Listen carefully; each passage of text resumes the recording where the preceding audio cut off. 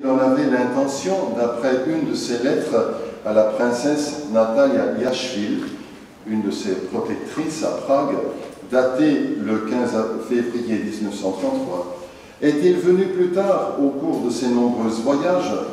Nous savons seulement avec certitude qu'il a dû y faire un séjour prolongé en 1939, juste avant son départ à Rome en automne de la même année.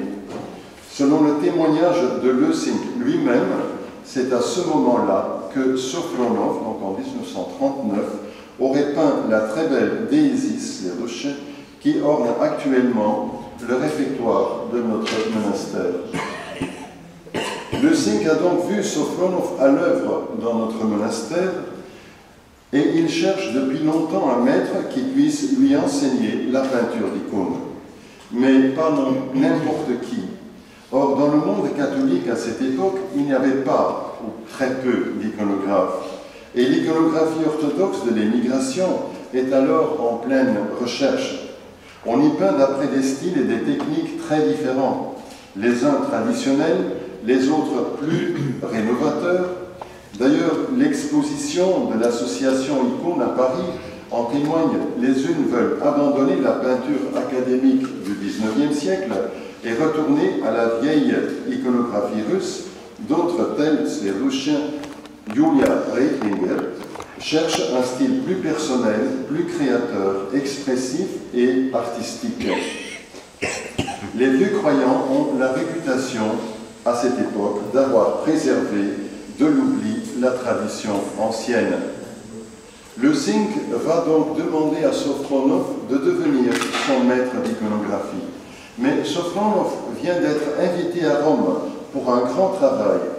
La Congrégation pour les Églises orientales au Vatican vient de lui demander de peindre une iconostase modèle de 54 icônes et en 5 rangées en pur style vieux russe pour l'exposition mondiale d'art sacré qui devrait avoir lieu au Vatican en 1942, mais qui, à cause de la guerre, n'aurait jamais lieu. En tout cas, Lessing est donc obligé de suivre Sofronow à Rome. Oui, c'est ça. C'est un petit livre que Sofronow a écrit pendant la guerre et on voit une reproduction du Saint Jean-Baptiste de cette Déisis que vous avez vue il y a quelques instants. C'est en 1941, puisque l'exposition mondiale n'aurait pas lieu, il y a eu au Russicum, à l'Institut oriental à Rome, une exposition personnelle de ces icônes et de peintures de Sofronow, où on le voit, le deuxième sur la photo de gauche. Les autres, ce sont des jésuites et des visiteurs. Après un long voyage en train par Munich, Lessing arrive à Rome à la fin octobre, début novembre 1939, et le 21 novembre, il y retrouve Sofronow et discute avec lui les conditions de son apprentissage.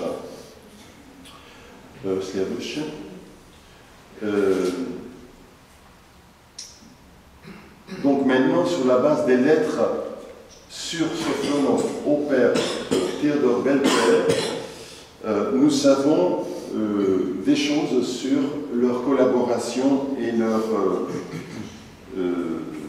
amitié.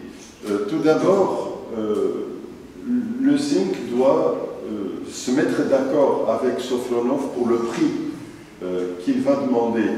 Sofronow demande au départ une grande somme, 6 000 lire par an, à payer tout de suite, mais Lessing ne les a pas, et d'ailleurs, il a reçu une permission de son prieur seulement pour 3 mois, pas pour toute une année. Et donc, mais finalement, ils se mettent d'accord. Or, on sait que Sofronow était très exigeant aussi pour ses élèves. Dans ses lettres à la princesse Yashvili, nous savons que Sofronow était exigeant pour ses élèves et il était rarement satisfait de leur travail. Il n'acceptait pas n'importe qui. Il lui écrit, par exemple, « Ma première condition c'est qu'ils soient orthodoxes et ne fument pas. S'ils ont fumé, qu'ils y renoncent, qu'ils renoncent à une telle habitude et qu'étant iconographes, ils se gardent aussi d'autres affaires indignes et vilaines. Je suis profondément convaincu, écrit-il, que l'état intérieur de l'homme influence beaucoup le travail iconographique, même le plus banal. Et par exemple, il est très mécontent de ses élèves à Paris.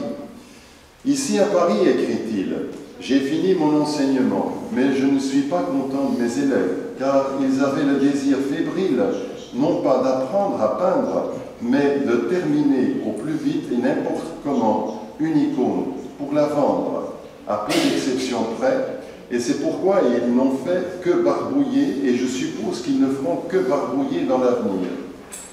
Pour que tout soit fait au plus vite, s'appliquer et exécuter et faire une chose avec dévouement et piété, ce n'est pas dans la nature ni le caractère du Parisien moderne, hâtif et fébrile, bien que l'homme agité d'aujourd'hui ne soit certes pas d'accord avec ça. Finalement, ils se mettent d'accord pour 700 lires par mois, et début décembre, les cours commencent. Il faut dire que Lessing est un élève exemplaire. Voici son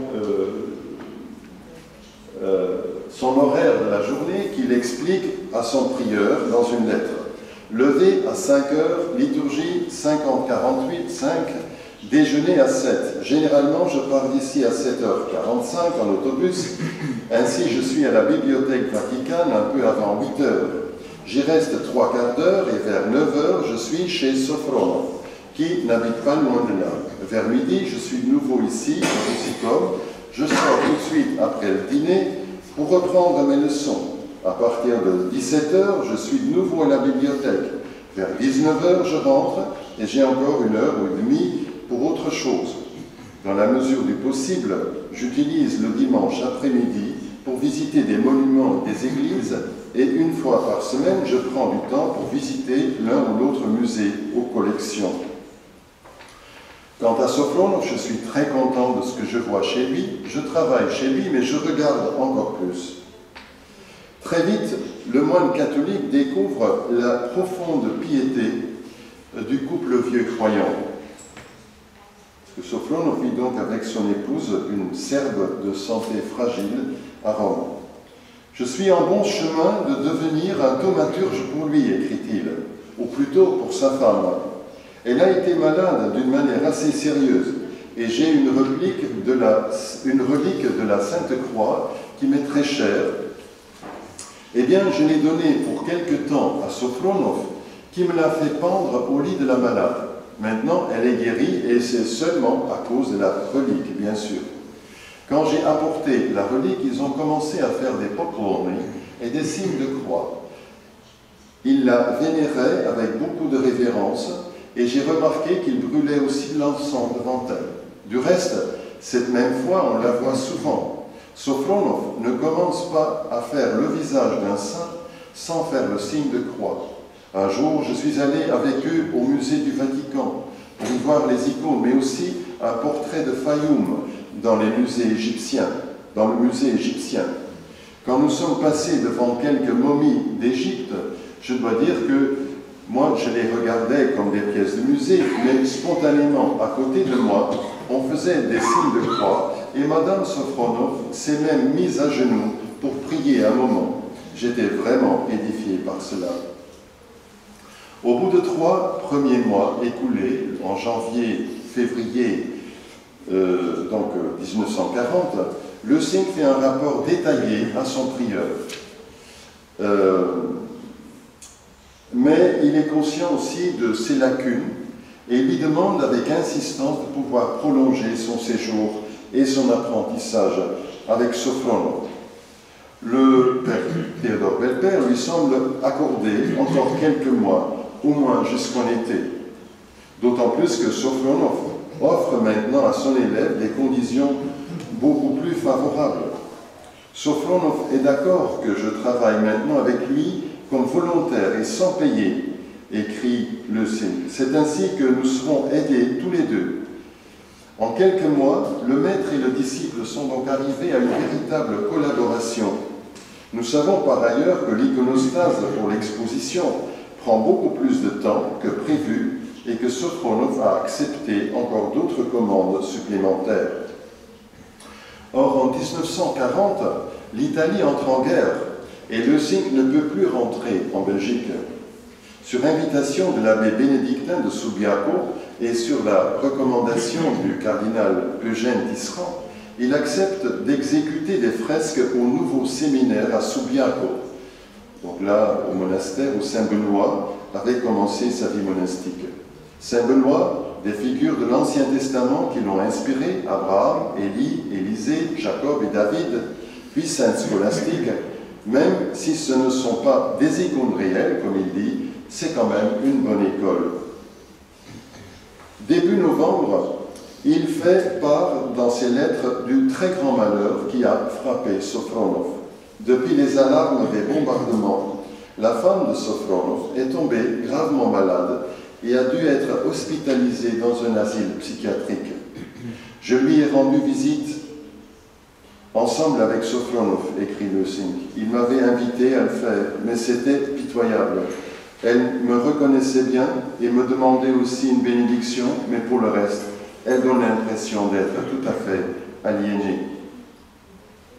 Entre-temps, le cardinal Tisserand, impressionné sans doute par le travail effectué à Subiaco, je n'ai malheureusement pas trouvé les photos de Subiaco, mais il faudrait que j'y aille peut-être un jour. Le cardinal Tisserand lui propose de peindre la chapelle byzantine du nouveau palais de la congrégation orientale, Sliadoche, que l'on vient de construire. Un projet que Lessing accepte avec joie et fierté. Il faut dire que le prieur de Schöfteuil, à l'époque, était très méfiant, parce qu'il ne croyait pas au talent de son propre moine, et son propre moine a dû défendre d'avoir accepté cette commande. Le prieur avait peur de faire mauvaise figure à la congrégation au Vatican.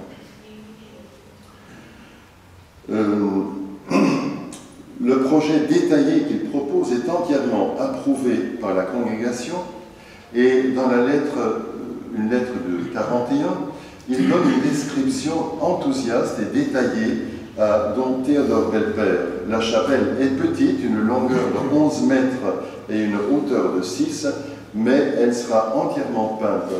Bon, il donne la description détaillée que je saute ici. Mais donc, il y a tout le programme d'une église classique byzantine qui est mise sur une très petite surface de mur. Malheureusement, elle est très peu visitée parce qu'elle est à l'intérieur de la congrégation orientale au Vatican et donc, normalement, elle n'est pas accessible au public. Il travaille pendant tout l'été 1941, même aux jours les plus chauds. En novembre, il a presque fini le plafond. Sophronov vient assez souvent me voir, dit-il, et est bien d'accord avec ma manière de travailler. Il me donne quelquefois de très bons conseils. D'autres aussi viennent l'encourager et l'admirer. Des professeurs de l'Institut oriental, différents monsignori de la congrégation orientale, et même le cardinal Tisserand lui-même monte sur les échafaudages. Il a bien regardé tout et m'a dit qu'il était très content. L'exécution de toute la chapelle, fresque et iconostase, lui prend 3 ans de travail assidu. Entre-temps, il continue à construire, à s'instruire dans toutes les bibliothèques de Rome et devient un véritable spécialiste de l'iconographie byzantine et de sa théologie. Voilà, vous pouvez... Oui. Quelques autres photos, ça c'est l'abside, c'est en fait cette précédente encore. C'est un timbre que le Vatican a émis l'année dernière pour le centenaire de la congrégation orientale, et c'est donc l'abside de cette chapelle de Lessing, de la chapelle de la congrégation orientale. Oui, c'est donc ce sont d'autres détails. Oui, c'est le plafond avec la liturgie céleste. La dormition, le baptême, oui. Des vitraux aussi qu'il a fait, c'est le buisson ardent. L'iconographie diastase. Quelques détails. Voilà. Donc, le Vatican lui demande de faire des frontispices et des vignettes pour illustrer des livres liturgiques slaves et éthiopiennes de la typographie vaticane. Oui. Donc, ce sont quelques exemples de vignettes iconographiques dans les livres slaves, le grand Monitfasnov, et ce sont des illustrations pour un livre de prière éthiopien. Pour l'église italo-albanaise de la Dormition de Frascineto en Calabre, dans le diocèse de Lumbro, il exécute une iconostase exceptionnelle, c'est ça, de 33 icônes en style slave, ce qui lui demandera en tout 4 ans de travail. La plupart des autres icônes qu'il a peintes se trouvent à Rome, au collège grec, et quelques-unes à Cheftogne, comme celle-ci, ou dans des collections privées. Tous s'accordent à ce que Leucinq était un travailleur infatigable, un père spirituel très écouté pour les élèves du collège grec où il habite à partir de la 2e année, et les artistes de la Piazza di Spagna, tout près, et aussi un conférencier passionné. Après le départ de Sofronoff aux États-Unis, après la Deuxième Guerre mondiale, en 1947, les chemins des deux iconographes se séparent. Leucinq reste à Rome. On lui a demandé d'assurer des cours d'iconographie chrétienne asiatique et africaine à l'Athénée pontifical de la propagande fidèle, et un nouveau champ de recherche passionnant semble donc lui s'ouvrir. Mais, hélas, le 29 mars 1952, oui, c'est encore une petite mosaïque, donc il exerce différentes techniques. C'est une petite mosaïque qui se trouve à Cheftogne. Le 29 mars 1952, il meurt inopinément d'une crise cardiaque au collège grec, où il est enterré. Plus tard, Sofronoff s'est rappelé, semble-t-il, je ne sais pas, moi je crois que c'était pas non, это последний, хорошо. Pimen Sofronoff s'est rappelé, semble-t-il, de son ancien disciple en disant « La manière et le style de travail du moine catholique s'exprimaient à travers une interprétation spéciale et particulière, comme si le style était byzantin, mais pas comme moi, je peins moi-même. » Cela nous semble en quelque sorte tout à fait naturel. Même le disciple le plus fidèle ne reproduit jamais son maître à l'identique. Il vit de ce qu'il reçoit et le transforme spirituellement et culturellement.